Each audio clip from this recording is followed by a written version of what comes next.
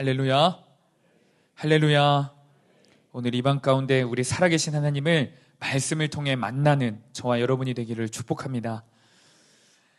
하나님께서는 이스라엘 백성들에게 그들의 인생을 송두리째 바꾸는 엄청난 환경의 변화를 허락하셨습니다.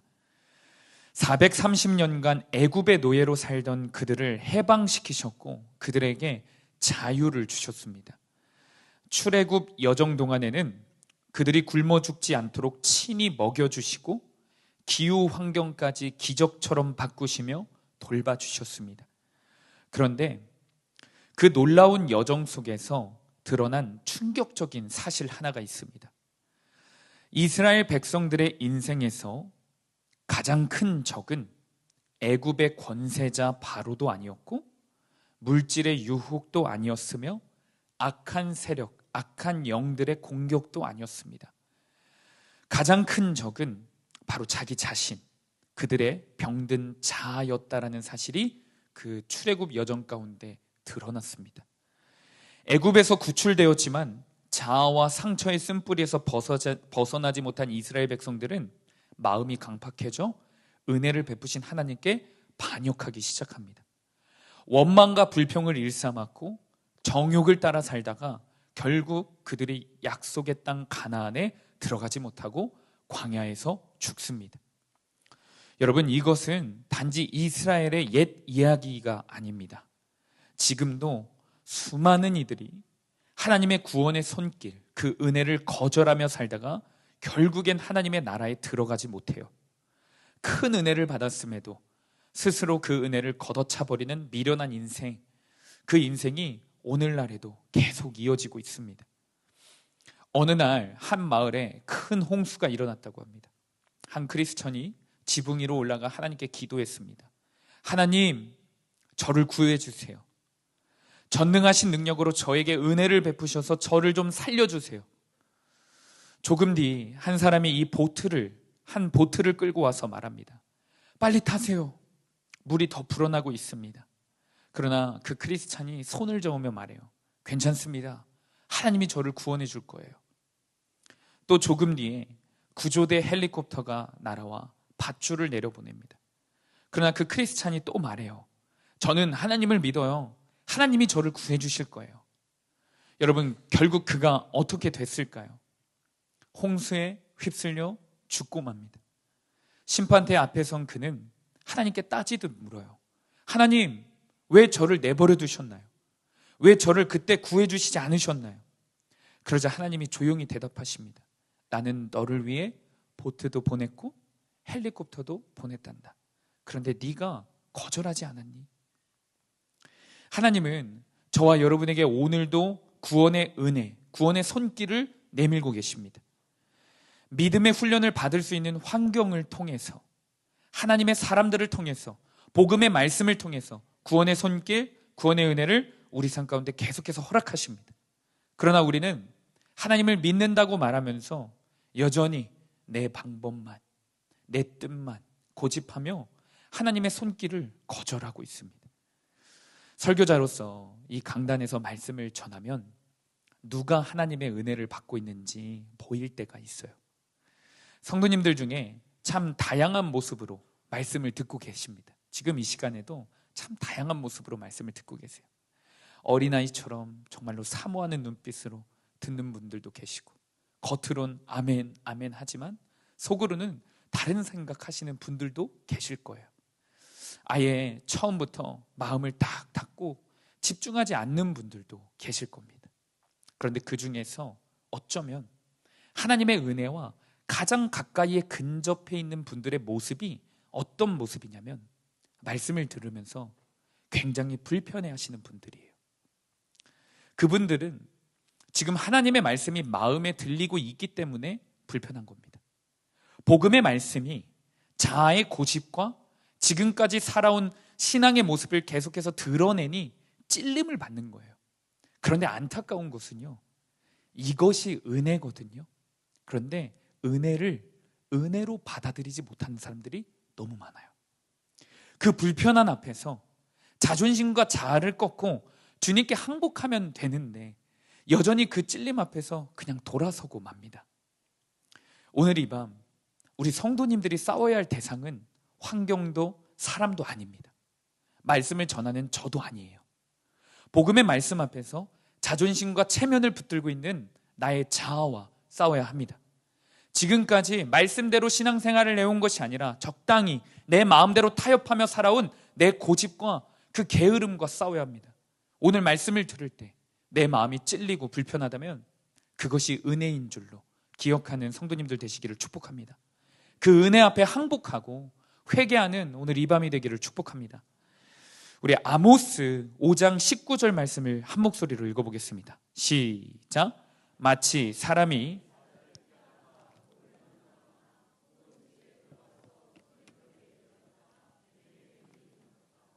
아멘. 출애굽한 이스라엘 백성들의 현실을 하나님께서 지금 아모스 선지자를 통해서 말씀하고 계십니다. 그들의 모습을 묘사하는 건데요. 사자의 권세였던 애굽을 피했는데 광야에서 그들은 곰 같은 자아를 만난 거예요. 이제는 좀 안심하고 살 것 같았는데 정작 그들 마음 안에 있던 병든 자아가 그들의 발목을 잡은 거예요. 그들을 무너뜨린 겁니다. 우리도 그렇거든요. 시험, 질병, 인간관계, 재정의 문제 같은 외적인 삶의 수많은 문제들이 해결된다 해도 결국은 내 자아, 내 안의 쓴뿌리에 의해 우리의 인생은 한순간에 무너질 수 있습니다. 그렇게 우리는 깨어서 우리의 자아와 싸워야 돼요. 그렇다면 어떻게 우리의 자아와 싸울 수 있는가? 우선 내 자아의 정체를 확실히 알아야 싸울 수 있는 거겠죠. 싸움의 대상을 정확히 알지도 모른 채 어떻게 싸워서 이길 수 있겠습니까? 불교, 이슬람, 힌두교, 가톨릭 등 수많은 종교에서도요, 자아와 싸워야 되고 자아를 다스려야 한다고 사실은 가르칩니다. 그리고 그것을 가능케 하기 위해 각 종교마다 다양한 고행을 가르쳐요.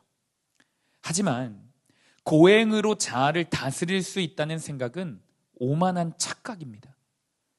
실제로 중세 카톨릭 수도원 근처에서는요, 세상과 격리된 채 고행하던 수사들이 많았지만 그 근처에 발견된 사생아와 유골의 수는 충격적일 수 없습니다.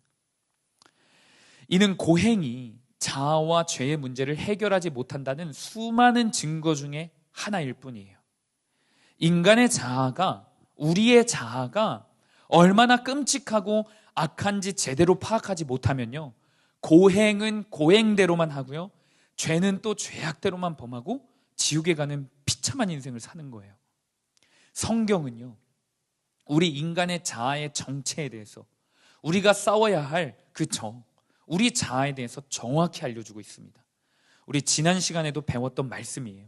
예레미야 17장 9절 말씀입니다. 우리 한 목소리로 합독하겠습니다. 시작.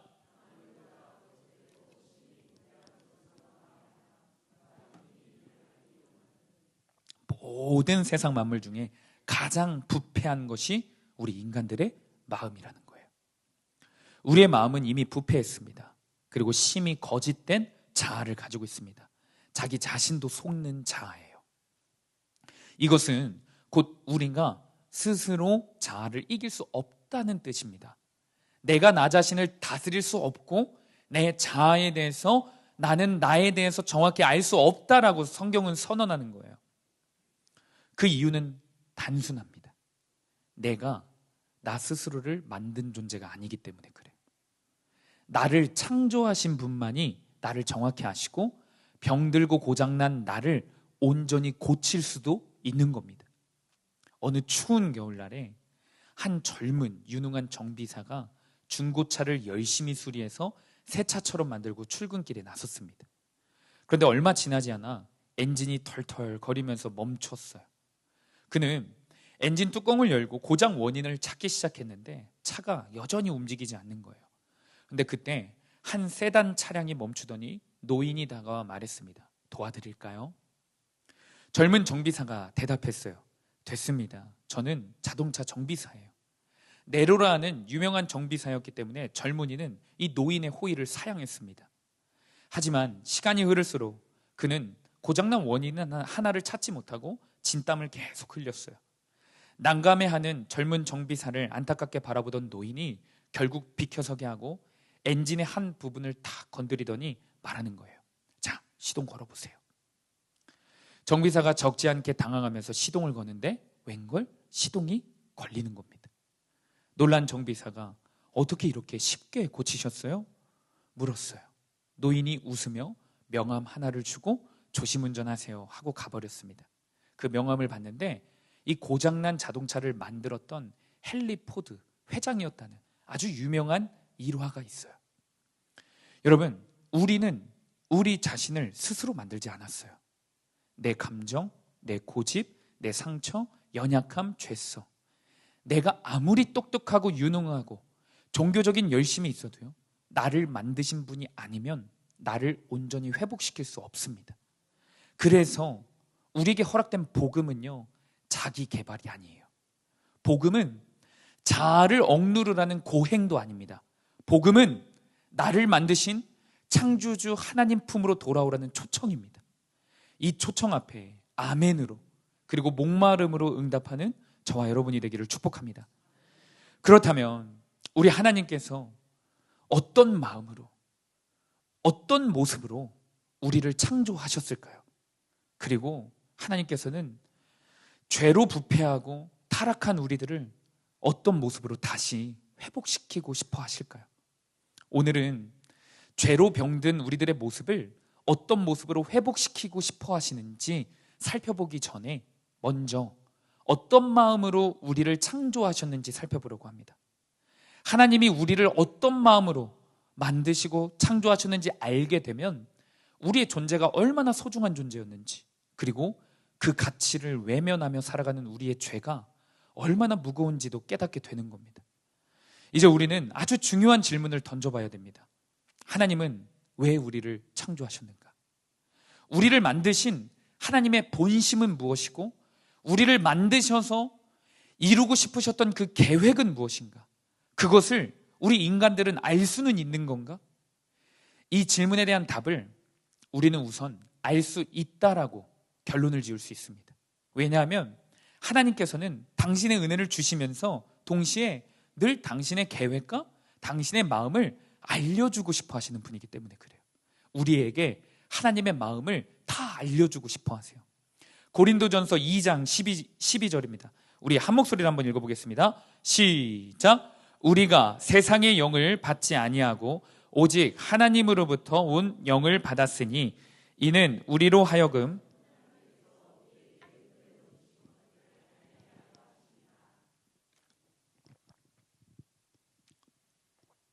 이 말씀을 쉽게 풀이하면 이렇게 말할 수 있어요. 나는 너희에게 내 마음을 하나도 숨기지 않고 다 알려주고 싶어. 이 말씀입니다. 많은 사람들이 우리가 읽는 이 성경을 하나님의 러브레터라고 많이 표현을 합니다. 하나님이 얼마나 우리를 사랑하시는지 그 마음을 우리에게 고백하시고 가르쳐주고 있는 것이 이 성경이기 때문에 이 성경을 가지고 러브레터다라고 해요.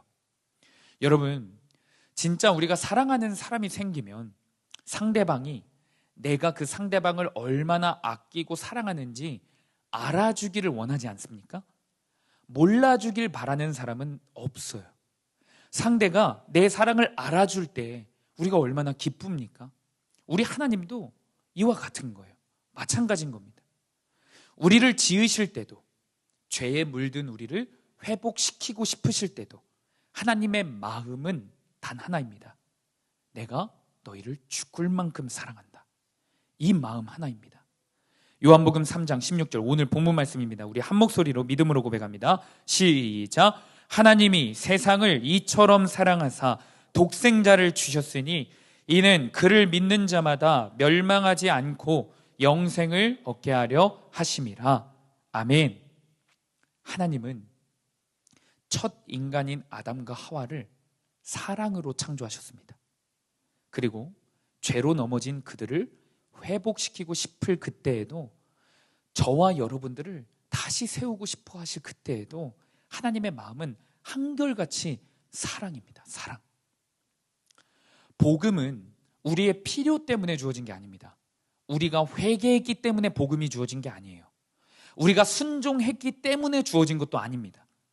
자아의 싸움도 이와 같은 원리예요. 모든 영적인 원리가 다 이와 같은 원리입니다. 우리의 노력이나 우리의 열심으로 이겨낼 수 있는 게 아닙니다. 오직 하나님의 사랑 안에 거할 때 자아는 하나님으로부터 회복할 수 있게 되는 거예요. 하나님이 우리를 그렇게 설계하신 겁니다. 하나님이 우리를 그렇게 만드신 거예요. 하나님의 사랑 안에 있어야만 죄를 이길 수 있도록, 그 사랑을 깨닫고 경험할 때만 병든 자아가 온전히 회복할 수 있도록 설계하신 겁니다. 왜냐하면 하나님이 우리를 그저 사랑하시기 때문에. 그래서 처음 만드실 때부터 사랑으로 창조하신 거예요. 다시 한번 강조하지만 우리 인간은요, 반드시 사랑을 받아야만 변화될 수 있는 존재입니다. 사랑을 받아야만 회복될 수 있는 존재입니다. 물론 우리 인간을 변화시키고 움직이게 하는 다른 동기들도 있습니다. 그중 하나가 무엇이냐면 두려움이에요. 두려움은 우리 인간을 빠르게 변화시키고 빠르게 반응하게 만드는 한 가지 원인이기도 해요. 우리 아이들도, 성도님들도 두려움의 경고 앞에서는요, 순간적으로 긴장을 갖고 다른 행동을 보여요. 그래서 저와 같은 설교자들은 때때로 율법적인 설교의 유혹을 받아요. 실제로 어떤 목사님들은 하나님의 계명을 지키지 않으면 다 망한다는 경고의 말씀들을 굵고 낮은 목소리로 반복해서 설교하세요. 11조를 떼어먹다 망한 이야기, 주의를 어기고 놀러 갔다가 사고난 이야기, 주의 종의 말씀에 불순종했다가 고라 자손들처럼 벌받은 이야기. 이런 이야기들을 들으면 어떤 성도님들은 겁을 먹고 헌금을 꼬박꼬박 하기도 하고 주일 성수도 철저히 하며 목회자의 말도 잘 듣게 됩니다. 그러나 이런 두려움이 동기가 되어서는 진짜 변화를 이루지 못합니다. 일시적으로 빠르게 바뀔 수는 있지만 지속되지 못합니다. 어느 집에 말을 죽어라 안 듣는 사고뭉치 게으른 아들 하나가 있었다고 합니다. 저는 아닙니다. 학창시절 내내 엄마가 중학교 때부터 고등학생까지 일어나 고함을 쳐야만 간신히 일어나고, 심지어 대학생이 돼서도 엄마가 잔소리를 해야만 학교에 가던 그 아들이 드디어 군대에 갔습니다. 군대에서 사실 일어나라는 말이 필요가 없죠. 기상나팔 소리에 안 일어나면 큰일 납니다.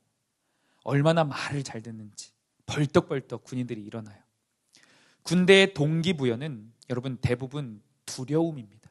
저도 조교 생활을 하면서 이제 밑에 훈련생들을 얼마나 두려움의 동기부여를 줬는지 몰라요. 그 아들이 2년 만에 제대를 하고 돌아왔습니다. 제대 다음 날 아침에 엄마가 이제 군대 갔다 왔으니 좀 바뀌었나 방문을 탁 열어보니 그대로 퍼질러 자고 있는 거예요. 하루도 못 가는 거예요. 일어나 외쳤는데 여전히 펜질대며 늑장을 부리는 겁니다. 하루를 못 버티는 겁니다. 이처럼 여러분, 두려움은요, 사람을 일시적으로 바꾸기는 하지만 지속되지 못한다는 단점이 있어요. 그것은 외부에서 오는 자극이기 때문에 그렇습니다. 자극이 사라지면 행동도 함께 멈추게 되는 거예요. 또한 우리들의 고집스러운 자아는요, 두려움도 몇 번 겪다 보면요, 무뎌지고 익숙해져요. 두려움의 대상도요, 무뎌지고 익숙해집니다. 오히려 인간은 두려움의 대상, 두려움마저도 조절하고 이용해요. 이런 우리를 너무나도 잘 알고 계신 우리 하나님, 우리를 지으신 하나님은요, 우리의 자아를 회복시키고 우리의 자아를 싸워 이기게 하는 그 수단으로 두려움을 선택하지 않으셨습니다. 두려움 외에도 사람을 움직이고 변화시키는 또 하나의 동기가 있어요. 무엇이냐면 바로 의무감입니다. 의무감. 쉽게 말하면 완장을 채워주는 거예요. 완장. 교회 안에서도 우리가 사역을 맡거나 직분을 맡으면 자연스레 책임감과 의무감이 생깁니다. 우리 중고등부에 2025년도에 새롭게 회장님이 된 학생 하나가 있습니다. 이 회장님이요, 작년과 올해가 사뭇 다릅니다. 정말 사뭇 달라졌어요. 말하는 표정도 달라지고요, 태도도 눈에 띄게 달라졌습니다. 하지만 이 의무감 역시 자아를 진정으로 변화시키는 힘이 안 돼요. 시간이 지나면 지치게 되고요. 외부에서 부여된 책임감이기 때문에 상황이 변하거나 압박이 사라지면 쉽게 흔들리는 게 모든 인간들의 모습입니다. 특히 사랑이 빠진 의무감은요, 기계적인 신앙, 지친 헌신, 메마른 영성으로 이어지기 쉽습니다. 많은 기성세대들이 이 부분에서 무너져요. 하나님에 대한 사랑이 없이 그저 완장, 직분으로만 신앙생활을 겨우겨우 감당하는 거예요. 그러면서 점점 메말라가는 겁니다. 신앙생활 가운데, 예배 가운데 기쁨이 사라지는 거예요. 그렇기 때문에 우리 하나님은요, 우리 인간의 자아를 회복시키고 변화시키는 방법으로 먼저 살펴본 두려움을 사용하지 않으시고요, 또한 의무감을 선택하지 않으셨습니다. 두려움의 한계를 아시고 의무감의 무력함도 아시기 때문이에요. 고난 한 번 오면, 관계 한 번 흐트러지면, 서운한 감정 한 번 들면요, 교회 공동체 안에서 허락되어진 의무감이요, 한 번에 무너집니다. 직분도 한 번에 무너져요. 하나님은 우리 인간의 자아를 회복시키시고 병든 자아의 싸움을 돕는 방법으로 그래서 단 하나를 허락하셨어요. 사랑을 선택하셨습니다. 사랑. 다시 한번 말하지만 우리는 처음부터 그 하나님의 사랑으로 지음받은 존재이기 때문에 우리는 사랑받아야만 변할 수 있습니다. 사랑은 외부에서 억지로 가는 힘이 아니에요.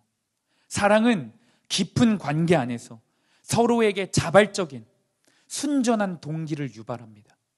하나님의 사랑을 깨닫고 나도 하나님을 사랑하게 되면 누가 시키지 않아도 순종하게 됩니다. 누가 시키지 않아도 용서하게 돼요. 누가 보지 않아도요, 교회와 지체들을 섬기게 돼요.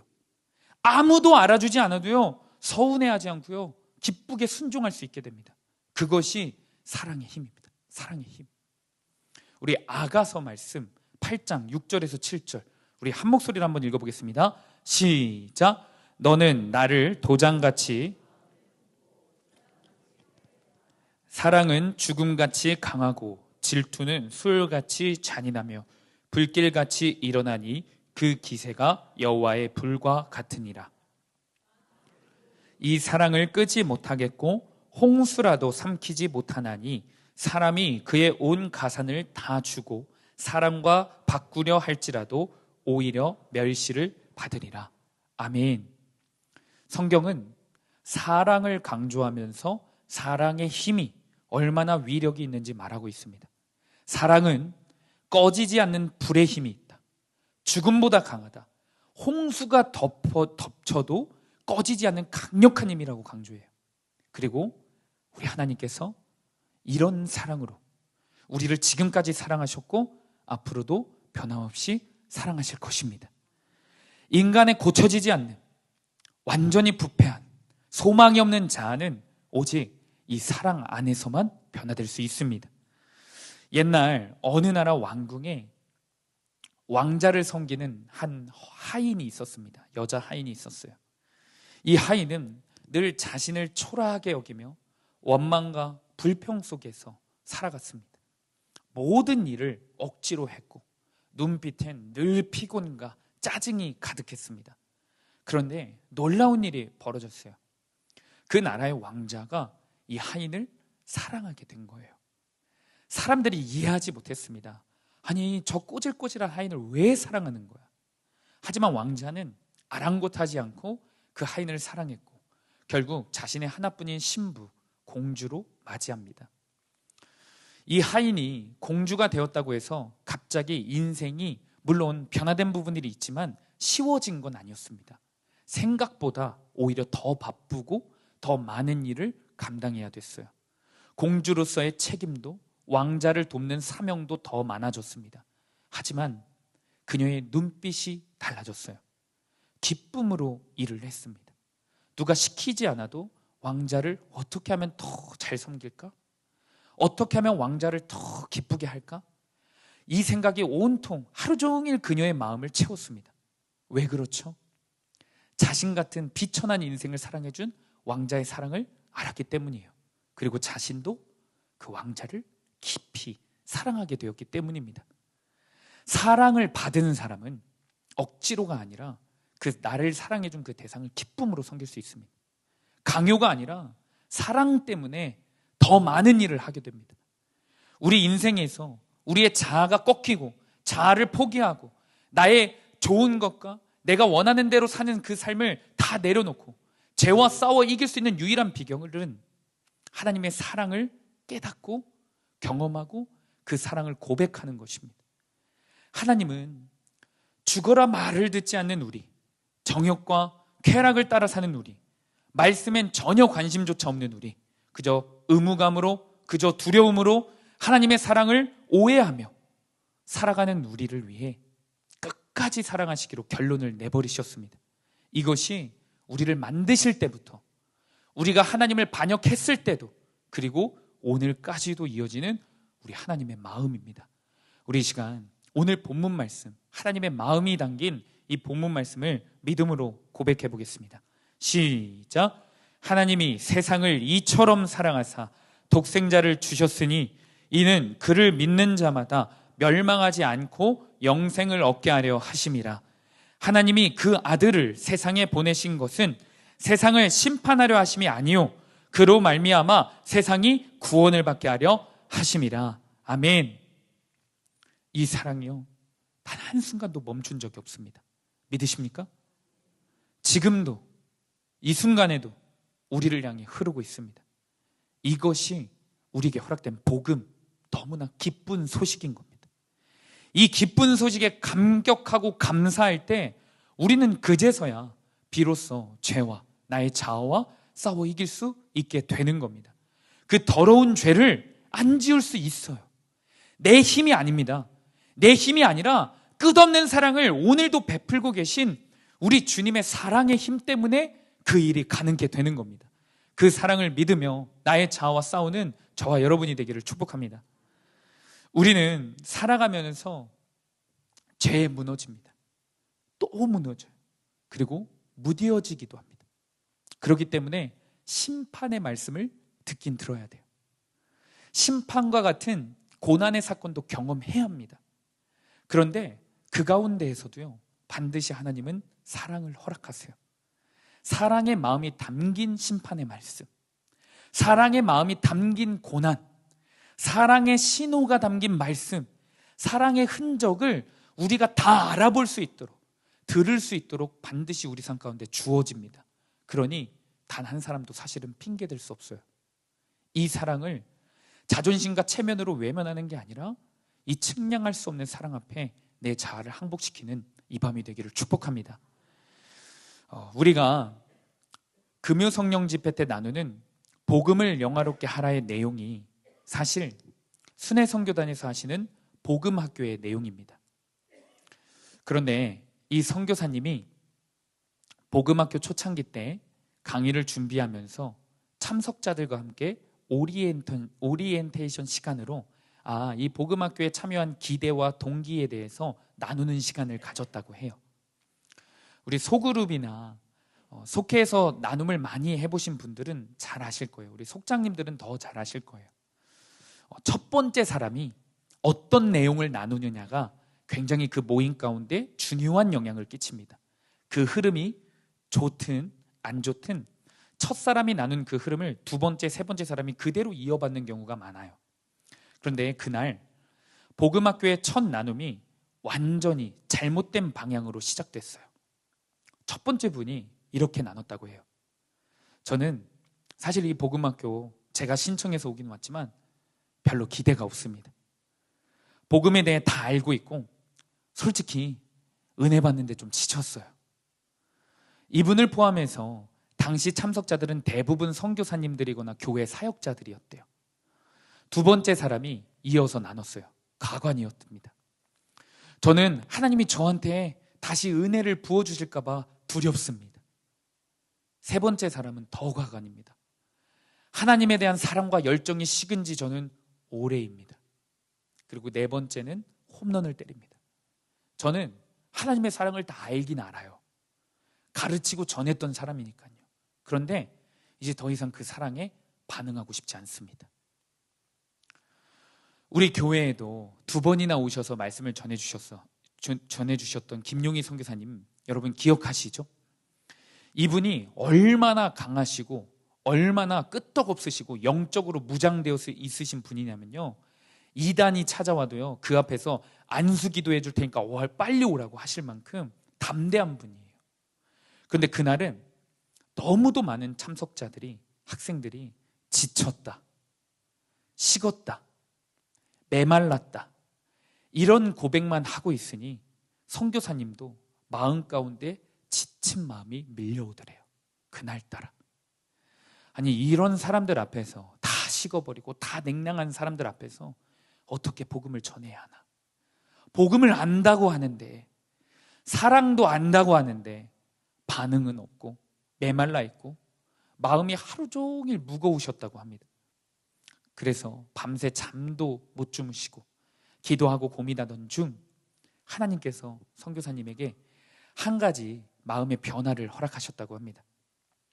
이 선교사님이 곰곰이 생각해 보니까 이들의 모든 나눔의 공통점 중 하나가 뭐냐면 내가 식었다, 내가 지쳤다 라는 고백이라는 거예요.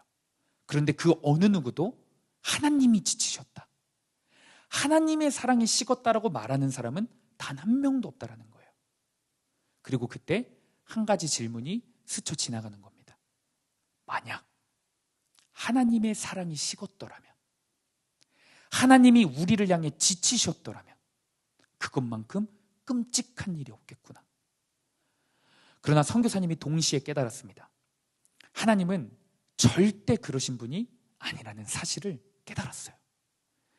인간 편에서 하나님에 대한 사랑이 식고 열정이 식을 수는 있어도 하나님 편에서의 사랑은 단 하루도, 단 한순간도 식은 적이 없다는 사실을 다시 한번 깨닫는 시간이 되셨대요. 그래서 그들에게 다시 복음을 전하고 그 복음학교에서 냉랭하게 식어있는 목회자들과 직분자들에게 다시 한번 복음의 생명이 흘러갔다고 합니다. 여러분 한번 상상해 보십시오.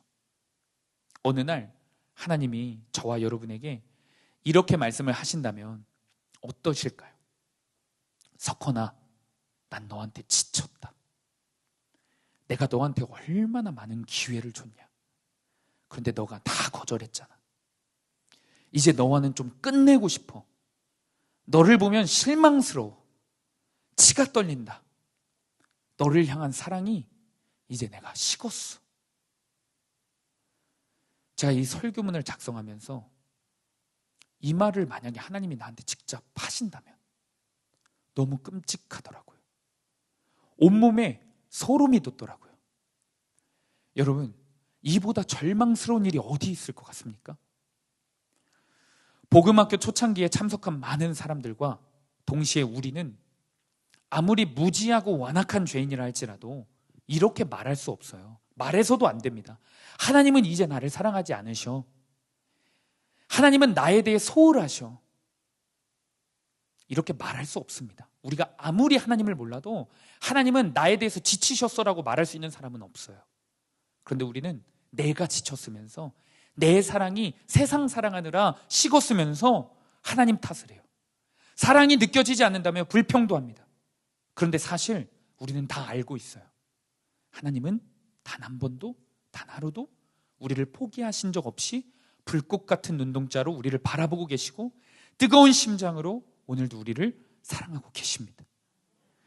창세기부터 요한계시록까지 성경은 단 한 가지만 반복해서 이야기합니다. 하나님은 우리를 사랑하시고 여전히 포기하지 않고 여전히 사랑하신다. 아담과 하와가 배신했을 때도 하나님은 여전히 그들을 사랑하셔서 그들에게 가죽옷을 입으셨어요. 가인이 아벨을 죽였을 때도 하나님은 그에게 은혜의 기회를 주셨어요. 노아 시대에 세상이 죄악으로 물들어갔을 때, 가득했을 때도 하나님은 방주를 예비해 주셨습니다.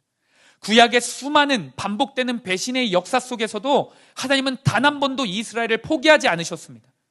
그리고 오늘날 아무것도 선한 것 없는 우리들, 병든 자만 붙들고 살아가고 세상의 쾌락만 붙들며 살아가는 우리들에게도요, 이 말도 안 되는 사랑, 복음을 허락하셨습니다. 로마서 5장 8절입니다. 우리가 아직 죄인 되었을 때 그리스도께서 우리를 위하여 죽으심으로 하나님께서 우리에 대한 자기 사랑을 확증하셨느니라. 말씀을 맺습니다. 제가 사역을 하면서 목회자로서 가장 안타까운 장면 하나가 있어요. 그리고 생각보다 많은 성도님들이, 그리고 심지어 사역자들도 이런 모습을 보일 때가 많이 있어요. 뜨겁게 변화되고 새로운 열정을 갖고 신앙생활을 하는 그 새신자를 보거나 우리 학생 청년들을 볼 때 저것도 한때야, 나도 옛날엔 그랬지. 신앙의 연륜이 쌓인 분들일수록, 직분을 맡고 있는 분들일수록, 교회에서 어느 정도 각자가 누릴 수 있는 기득권이 형성된 집안일수록 이런 반응을 볼 때가 너무 많아요. 그리고 이 모습보다 더 안타까운 모습이 있다면, 예수님을 진짜 제대로 만난 지 얼마 되지도 않은 젊은 청년들과 학생들마저도 예수님을 만난 지 얼마나 됐다고, 나도 저렇게 뜨거울 때가 있었지, 이런 태도로 벌써부터 첫사랑이 식은 채 신앙생활하는 모습이 너무나도 안타깝습니다. 여러분, 이런 말들과 태도들 다 주님 앞에서 하는 말입니다. 주님 앞에서 보이는 모습이에요.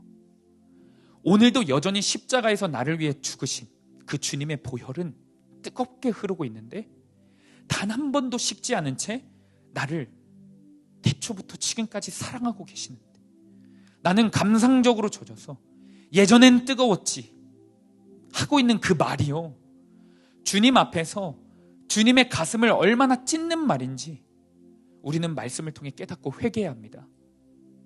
진지하게 한번 생각해 보세요. 하나님이 정말로 저와 여러분에게 나는 너에 대한 사랑이 식었어, 나도 너를 위해 할 만큼 해봤어, 이제 지긋지긋하다, 내가 너를 이제 포기할 거야, 정말 이 말씀을 우리 성도님들에게 하신다면 어떠실 것 같으십니까? 상상만 해도 끔찍하고 두렵습니다. 하지만 반복적으로 말씀드리지만 우리 하나님은 저와 여러분을 향한 그 사랑의 마음을 단 한 번도 변함없이 그 마음을 지킨 채 우리를 오늘도 사랑하고 계십니다. 히브리서 13장 8절입니다. 예수 그리스도는 어제나 오늘이나 영원토록 동일하시니라. 우리가 죄인 되었을 때 십자가에서 완전한 사랑을 보여주신 하나님의 그 사랑은 예수 그리스도를 통해 어제나 오늘이나 영원토록 동일합니다. 우리가 삶의 여러 이유들로 하나님을 향한 사랑이 식었을지라도, 말도 안 되는 핑계를 대며 지쳤다고 말하며 하나님께 상처를 오늘도 드리고 있을지라도, 하나님은 단 한 번도 식은 적 없이 여전히 우리를 사랑하고 계십니다. 오늘 그 사랑을 기억하고 그 사랑 앞에 나의 자아를 꺾기를 축복합니다. 오늘 그 사랑 앞에 내 고집 좀 내려놓고, 나는 오늘 첫사랑 회복할 수 있구나, 아니 이전보다 더 뜨겁게 우리 예수님 사랑할 수 있구나, 그 이유는 주님이 여전히 나를 사랑하시기 때문이구나, 이것을 깨닫고 결단하는 저와 여러분이 되기를 축복합니다. 만약 이 자리에 냉정하게 하나님과의 첫사랑을 시작조차 못한 분이 있다면 지금이 시작할 때임을 잊지 않기를 축복합니다. 하나님은 모든 준비를 마치셨습니다. 모든 사랑을 예비해 두셨습니다. 저와 여러분이 그 사랑 앞에 목마름으로 엎드려지는 역사가 일어나기를 주님의 이름으로 축복합니다. 이 시간 오신실하신 주 찬양하며 나아가겠습니다. 이 시간 붙들고 기도할 말씀은 요한복음 3장 16절에서 17절 말씀입니다. 하나님이 세상을 이처럼 사랑하사 독생자를 주셨으니 이는 그를 믿는 자마다 멸망하지 않고 영생을 얻게 하려 하심이라. 하나님이 그 아들을 세상에 보내신 것은 세상을 심판하려 하심이 아니요 그로 말미암아 세상이 구원을 받게 하려 하심이라. 거룩하신 하나님, 오늘 살아계신 하나님의 말씀을 통해 가장 큰 원수는 바깥에 있는 것이 아니라 내 안에 있는 병든 자임을 깨닫게 하시니 감사드립니다. 아무리 좋은 환경으로 바꿔주시고 귀한 은혜를 날마다 베푸셔도 여전히 자존심과 고집, 상처의 쓴뿌리만 붙잡고 살아가며 세상의 정욕을 쫓아 살아가고 싶어하는 내 자아를 섬기며 살아가는 우리입니다. 주님, 우리의 힘으로 이 자아를 고칠 수가 없습니다. 저는 여전히 제가 얼마나 큰 죄인인지, 소망 없는 죄인인지 여전히 모르겠습니다. 저를 지으신 주님께, 저를 오늘도 사랑하시는 주님께, 저를 포기하지 않으시는 주님께 내 마음과 내 생각과 내 존재를 맡기기를 원하오니, 주님 오늘 이 밤에 친히 우리의 생각과 마음과 의지의 주인이 되어 주시옵소서. 아멘. 하나님의 변함없는 그 사랑으로 우리를 속량하사 주인이 정확히 바뀌는 은혜를 허락하여 주옵소서. 아멘. 여전히 완고한 자아를 붙잡고 사는 우리들입니다. 주님, 우리들의 의지가 꺾여지기를 원하오니, 아멘. 두려움과 책임감이 아니라 당신의 완전한 사랑 안에서 항복되어지는 은혜를 오늘 이 밤 가운데 허락하여 주옵소서. 아멘. 이 시간 주님 이름 한번 부르시고 통성으로 기도하며 나갑니다. 주여, 오신실하신 주, 주여, 내 너를 떠나지도 않으리라. 우리는 여전히 말로만 죄인이라 하지 내가 얼마나 큰 죄인인지 모릅니다. 얼마나 소망이 없는 죄인인지 여전히 모릅니다. 약속하셨던 주님, 주님이 깨닫게 해주셔야만 합니다. 우리의 거짓된 고백과 우리의 거짓된 종교심과 우리의 거짓된 직분으로 주님, 우리가 거룩한 줄 알고 우리가 조금도 괜찮은 죄인인 줄 알고 살아갑니다. 영원토록 주님, 그 오만과 그 착각에서 나를 벗어나 지키시리라 확신하네. 주님, 저는 소망이 없습니다. 아무런 소망이 없습니다. 생각도 계획도 선택도 모든 행동이 모든 모습이 주님 죄밖에 지을 줄 모릅니다. 그러니 주님, 나의 의지도 선한 것이 없습니다. 나의 노력도 그 어떤 것도 선한 것이 없습니다. 주님, 그러나 그런 나를 사랑하시고 그런 나를 변함없이 포기하지 않으시는 그 하나님의 사랑을 기억하며 나아갑니다. 성령님, 이 시간 말씀의 영으로 임하셔서 우리들의 심장에 배부에 꽂히는 그 사랑의 영으로 임하셔서 주님, 우리의 존재가 아무리 악하고 아무리 선한 것이 없지만 주님의 사랑으로 창조되어진 존재임을 깨닫게 하여 주옵소서. 이렇게 살아서 죽어가는 인생이 아니라 주님의 사랑을 깨닫고 주님의 사랑으로 일어서는 존재가 될 수 있도록 인도하여 주시옵소서. 확신하네. 우리를 포기하지 않으시는 그 사랑을 기억합니다. 오늘 이 밤 가운데 우리의 생각과 마음과 의지의 주인이 나에서 주님으로 바뀝니다. 오신실하신 주, 나의 의지를 꺾어 주셔서 주님께 의탁되어지는 존재로 주님께 맡겨지는 존재로 주님 사랑하게 하셨소서. 거룩하신 성령님, 내 너를 주님께 돌아가는 은혜를 허락하여 주옵소서. 말로만 입으로만 감정적으로만 후회하는 것이 아니라 우리의 존재가 주님께 맡겨지게 하셨소서. 믿음으로 고백합니다. 믿음으로 나아갑니다. 우리의 의지가 아닙니다. 우리의 노력과 결단이 아닙니다. 하나님의 사랑으로부터 시작되고 하나님의 사랑으로 역사하는 그 믿음의 힘이 할례나 무할례나 효력이 없으되 오직 그리스도의 영원한 사랑 안에서 우리가 변화되게 하여 주시옵소서. 나 여호와는 변하지 아니하나니 그러므로 야곱의 자손들아 너희가 소멸되지 아니하느니라. 예수 그리스도는 어제나 오늘이나 영원토록 동일하십니다.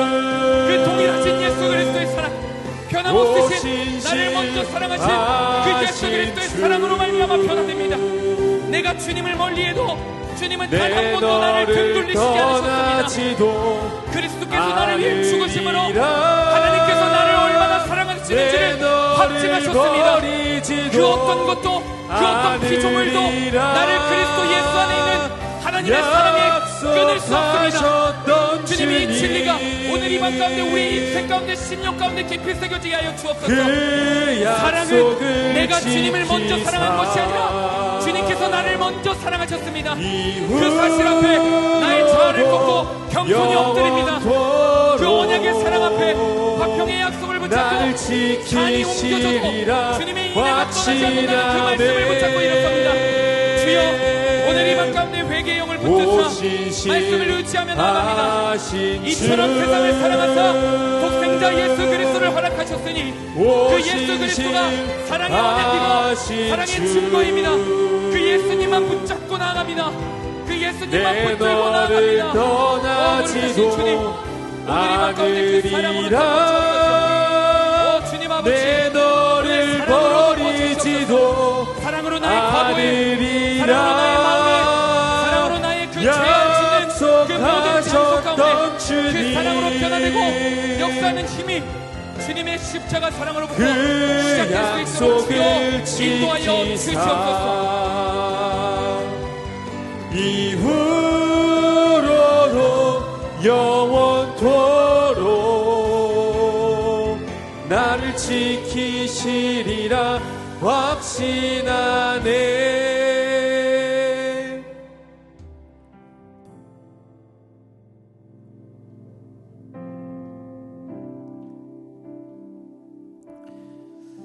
이 시간 병든 자아의 회복과 치유의 은혜를 누리시기 원하시는 분들은 간절한 마음, 목마른 마음으로 일어나서 기도하시기 바랍니다. 모든 문제를 있는 모습 그대로 주님께 가지고 나아가시기를 바랍니다. 질병이 있는 곳에 손을 대시고 마음에 상처가 있는 분들은 가슴에 손을 대시고 기도하시기 바랍니다. 이 시간 우리가 기도할 때 의지할 말씀은 이사야서 53장 말씀입니다.